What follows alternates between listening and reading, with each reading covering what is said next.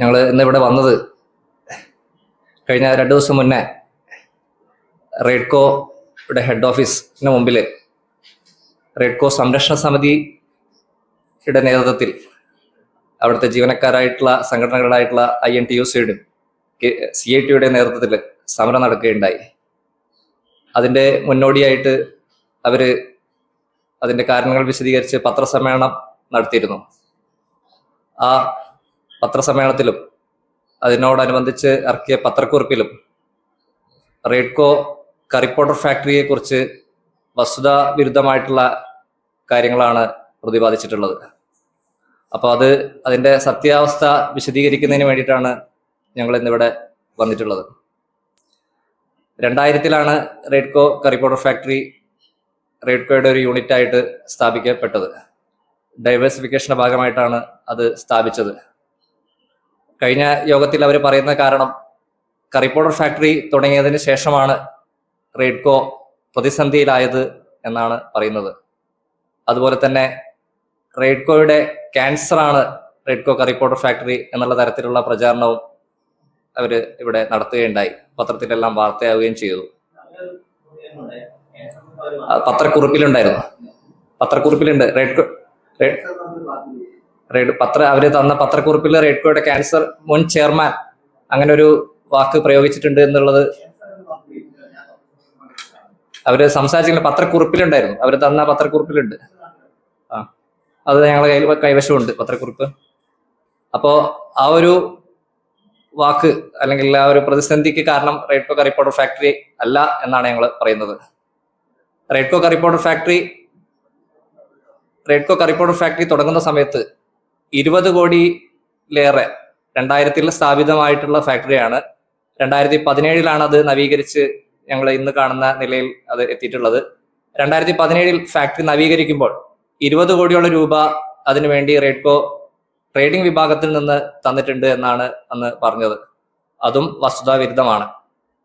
20 കോടിയിൽ അധികം പണം തന്നതുകൊണ്ടാണ് റെഡ്കോയിലുള്ള ട്രേഡിംഗ് മേഖല പ്രതിസന്ധിയിലായത് എന്ന് പറയുകയുണ്ടായി. ആ സമയത്ത് 20 കോടിയിലേറെ പൈസ എമൗണ്ട് നമുക്ക് തന്നിട്ടില്ല.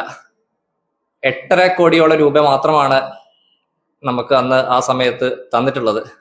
2016-17 കാലഘട്ടം മുതൽ 2019-20 കാലഘട്ടം വരെ ഏകദേശം 8-9 കോടിയോളം രൂപയാണ് റെഡ്കോയിൽ നിന്ന് സഹായമായി കറി പൗഡർ ഫാക്ടറിക്ക് ലഭിച്ചിട്ടുള്ളത്.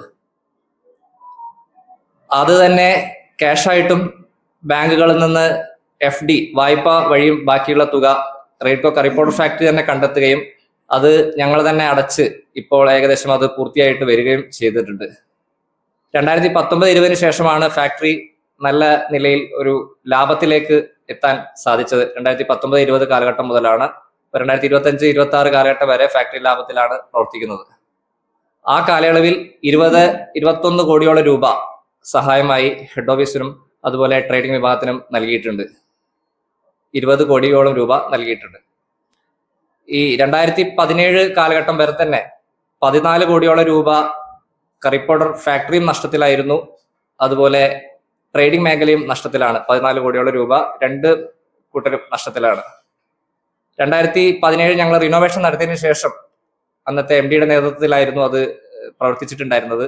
2019-20 അത് ഞങ്ങളുടെ HOD നേതൃത്വത്തിൽ പ്രവർത്തനം ആരംഭിച്ചു. അവിടുത്തെ ഹെഡ് ഓഫ് ഡിപ്പാർട്ട്മെന്റ് നേതൃത്വം ഏറ്റെടുത്തിട്ട് 2019-20 മുതലാണ് പ്രവർത്തനം വീണ്ടും ശക്തിയോടെ പ്രവർത്തനം ആരംഭിച്ചത്. ആ കാലയളവ് വരെ ഏകദേശം 38 കോടിയോളം രൂപ നഷ്ടത്തിലാണ് കറി പൗഡർ ഫാക്ടറി ഉണ്ടായിരുന്നത്. 2017 മുതൽ ഇങ്ങോട്ട് 38 കോടി രൂപയോളം നഷ്ടത്തിലായിരുന്നു ഫാക്ടറി ഉണ്ടായിരുന്നത്. ആ 38 കോടി രൂപയുടെ നഷ്ടം ഈ 2019-20 കാലഘട്ടം മുതൽ 2025-26 വരെ ഞങ്ങൾ നികത്തിയിട്ടുണ്ട്. ഇനി ഏകദേശം ഒരു 8-9 കോടിയോളം നഷ്ടം മാത്രമാണ് ഇപ്പോൾ ഫാക്ടറിക്ക് സഞ്ചിത നഷ്ടമുള്ളത്. അത് ഈ വർഷത്തെ ബാലൻസ് ഷീറ്റും അടുത്ത 2026-27 ആകുമ്പോഴത്തേക്കും പൂർണ്ണമായും എല്ലാ നഷ്ടവും നികത്താൻ സാധിക്കും എന്നുള്ളതാണ് ഞങ്ങളുടെ മുമ്പിലുള്ളത്. ഫാക്ടറി 2026-27 മുഴുവൻ ലാഭത്തിലാകും. ആ ഒരു സാഹചര്യത്തിലാണ് ഇത്തരത്തിലുള്ള ആരോപണം ഫാക്ടറിക്കെതിരെ. എല്ലാ പ്രതിസന്ധിക്കും റെഡ്കോയുടെ പ്രതിസന്ധിക്ക് കാരണം റെഡ്കോ കറി പൗഡർ ഫാക്ടറിയാണ് എന്നുള്ള വാദം ചില ആളുകളുടെ ഭാഗത്തു നിന്ന് ഉണ്ടായിട്ടുള്ളത്. അത് തീർത്തും വസ്തുത വിരുദ്ധമാണ് എന്നാണ് പറയാനുള്ളത്. പിന്നെ ഓണക്കിറ്റ് കഴിഞ്ഞ വർഷം ഓണക്കിറ്റ് എല്ലാ ജീവനക്കാരെയും സഹകരിപ്പിച്ചുകൊണ്ടാണ് ഓണക്കിറ്റ് റേഡ്കോയുടെ എല്ലാ ഉൽപ്പന്നങ്ങളും ഉൾപ്പെടുത്തിക്കൊണ്ട് ഓണക്കിറ്റിന്റെ വിൽപ്പന നടത്താൻ ഉദ്ദേശിച്ചത്. ആ ഓണക്കിറ്റ് നടത്തി അതും നഷ്ടത്തിലായി എന്നുള്ള ആരോപണം ആ പത്രക്കുറിപ്പിൽ ഉണ്ടായിരുന്നു. അതും തെറ്റാണ്. കേരളത്തിലാകെയുള്ള എല്ലാ ജില്ലകളിലെയും ജീവനക്കാരെ ഉൾപ്പെടുത്തിക്കൊണ്ടാണ് ആ ഒരു സംരംഭം നടത്താൻ ഉദ്ദേശിച്ചിട്ടുണ്ടായിരുന്നത്. എന്നാൽ ജീവനക്കാരുടെ ഭാഗത്തുനിന്ന് വലിയ രീതിയിലുള്ള സഹകരണം അന്ന് ഉണ്ടായിട്ടില്ല. അതുകൊണ്ട് തന്നെ പല ഓർഡറുകളും നമുക്ക് ക്യാൻവാസ് ചെയ്യാൻ സാധിച്ചിരുന്നില്ല ആ കാലയളവിൽ. അതുകൊണ്ട് കിറ്റിന്റെ ഓർഡർ കുറയുകയാണ് ഉണ്ടായത്. അവര് പത്രക്കുറിപ്പിൽ സൂചിപ്പിച്ച പോലെ എണ്ണത്തിലധികം കിറ്റ് വിൽപ്പന നടത്താൻ സാധിച്ചിട്ടുണ്ട്. ആ കിറ്റ് വിൽപ്പന നടത്തിയതിൽ ഒരു നഷ്ടവും സംഭവിച്ചിട്ടില്ല എന്ന് മാത്രമല്ല, അതിലൂടെ ലാഭവും ഉണ്ടായിട്ടുണ്ട്. പിന്നെ കുടുംബശ്രീയെ സഹകരിച്ച് ഞങ്ങൾ വീടുകൾ കയറി സ്ത്രീകളുടെ സംഘടിപ്പിച്ചുകൊണ്ട് സാധനങ്ങൾ കൊടുക്കുന്നതിന് പറഞ്ഞിരുന്നു. ആ പ്രവർത്തനം ഇപ്പോഴും നടന്നു വരുന്നുണ്ട്. ആ പ്രവർത്തനം നിന്നുപോയിട്ടുണ്ട് എന്നാണ് പറയുന്നത്. ലക്ഷങ്ങൾ ഉദ്ഘാടനങ്ങൾ നടത്തി ചെലവഴിച്ച് മുഖ്യമന്ത്രി അതുപോലുള്ള മന്ത്രിമാരെ കൊണ്ടും എല്ലാം ഉദ്ഘാടനം ചെയ്യിപ്പിച്ച് നഷ്ടത്തിലായി എന്ന് പറയുന്നുണ്ട്.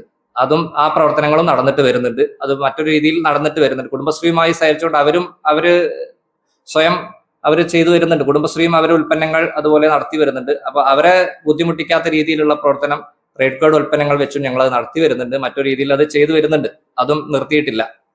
അപ്പോ ഇത്രയും കാര്യങ്ങൾ പറയാനുണ്ട്. കൂടാതെ മൗവഞ്ചേരി ബാങ്കിൽ നിന്ന് 2017 കാലഘട്ടത്തിൽ ഞങ്ങളുടെ റിനോവേഷൻ സമയത്ത് പരസ്യം നൽകുന്നതിന് വേണ്ടി 3 കോടി വായ്പ എടുത്തു എന്ന് പറയുന്നത് അതും തീർത്തും വസ്തുതാവിരുദ്ധമാണ്. മൗവഞ്ചേരി കോപ്പറേറ്റീവ് ബാങ്കിൽ നിന്ന് വായ്പ എടുത്തത് ഞങ്ങളുടെ പ്രവർത്തന മൂലധനത്തിന് വേണ്ടിയിട്ടാണ് എടുത്തിട്ടുള്ളത്. ആ 3 കോടി രൂപ 2 കൊല്ലത്തിനുള്ളിൽ തന്നെ ഞങ്ങളത് അടച്ചു തീർക്കാൻ വേണ്ടി സാധിച്ചിട്ടുണ്ട്. മൗവഞ്ചേരി ബാങ്കുമായിട്ട് നിങ്ങൾക്ക് അന്വേഷിച്ചാൽ അറിയാം. അതിനുശേഷം വീണ്ടും 2ാമത് വായ്പ എടുത്തു. ആ വായ്പ 4 കോടി രൂപ വായ്പയുണ്ട്. ആ വായ്പ ഇപ്പോൾ ട്രേഡിംഗ് വിഭാഗത്തിന് വേണ്ടിയിട്ട് ഉപയോഗിക്കുന്നതിന് വേണ്ടിയിട്ടാണ് അത് എടുത്തിട്ടുള്ളത്. ആദ്യത്തെ ഇതിൽ അവർ സൂചിപ്പിച്ച 3 കോടി ഞങ്ങൾ അടച്ചു തീർത്തു. 2 കൊല്ലത്തിനകം അവർ പറഞ്ഞ സമയത്തിനുള്ളിൽ തന്നെ അടച്ചു തീർത്തു. അതിനുശേഷം ട്രേഡിംഗ് വിഭാഗത്തിന്റെ പ്രവർത്തനത്തിന് വേണ്ടിയിട്ട് 4 കോടി എടുത്തിട്ടുണ്ട്. ആ 4 കോടിയും ഇപ്പോൾ അടച്ചു തീർക്കുന്നത് കറി പൗഡർ ഫാക്ടറിയിൽ നിന്നാണ്. ഞങ്ങൾ ഇപ്പോഴും അടയ്ക്കുന്നുണ്ട്. അത് ഇനിയും കുറച്ചുകൂടെ ബാലൻസ് ഉണ്ട്. 1-2 കൊല്ലം കൊണ്ട് അതും തീർക്കും കറി പൗഡർ ഫാക്ടറിയിൽ നിന്ന്. കൂടാതെ സഹകരണ വെൽഫെയർ ബോർഡിൽ നിന്ന് 5 കോടി രൂപ വായ്പ കറി പൗഡർ ഫാക്ടറിയുടെ പേരിൽ ഞങ്ങൾ എടുത്തിട്ടുണ്ടായിരുന്നു. ആ വായ്പയും ഉപയോഗപ്പെടുത്തിയത് ട്രേഡിംഗ് വിഭാഗത്തിലാണ്. ആ വായ്പയും ഇപ്പൊ ഞങ്ങൾ ഏകദേശം അടച്ചു തീർത്തു. ഈ മാർച്ചോടുകൂടി അതിന്റെ അടവും കംപ്ലീറ്റ് അടച്ച് തീർത്തിട്ടുണ്ട്. ഇത്രയെല്ലാം സഹായങ്ങളും സഹകരിച്ചിട്ടാണ് 2 കൂട്ടരും പോകുന്നത്. പക്ഷെ സമരത്തിന്റെ ഭാഗമായി അനാവശ്യമായി റേഡ്കോ കറി പൗഡർ ഫാക്ടറിയെ വലിച്ചഴിച്ചത് ശരിയല്ല എന്നുള്ളത് കൊണ്ടാണ് തൊഴിലാളികളും ജീവനക്കാരും ഒറ്റക്കെട്ടായി അതിനെ എതിർത്ത് ഇത്തരത്തിലൊരു പത്രസമ്മേളനം വിളിക്കാൻ വേണ്ടി തീരുമാനിച്ചിട്ടുള്ളത്. അതിനുവേണ്ടിയാണ് ഞങ്ങൾ ഇന്ന് ഇവിടെ വന്നിട്ടുള്ളത്.